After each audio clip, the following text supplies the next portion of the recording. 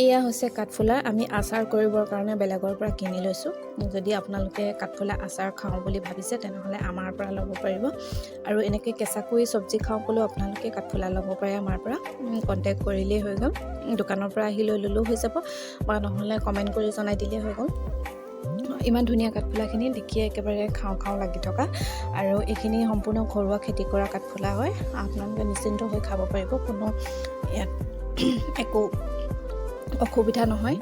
এইখিনি সম্পূৰ্ণ খেতি কৰা। তাৰপিছত আমি তেওঁলোকৰ পৰা লৈছোঁ আৰু আচাৰ কৰিবৰ কাৰণে আপোনালোকে এনেকৈও যদি লওঁ বুলি ভাবে কেঁচাকৈ তেতিয়াও ল'ব পাৰে, নতুবা আপোনালোকে আচাৰ খাওঁ বুলি ক'লে আচাৰো আমাৰ পৰা ল'ব পাৰিব। আৰু ইমান ধুনীয়া এপাহ ইমান ধুনীয়া ধুনীয়া নহয়, দেখিবলৈ ইমান মৰম লগা।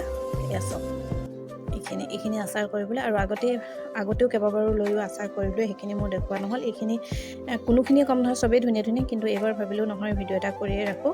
ইমান ধুনীয়া যিহেতু কাঠফুলাকেইপা দেখিয়ে মৰম লাগিছে একেবাৰে।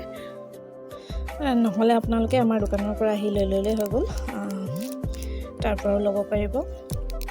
ইমান ধুনীয়া কাঠফুলাকেইপা দেখিয়ে মৰম লাগি গৈছে একেবাৰে।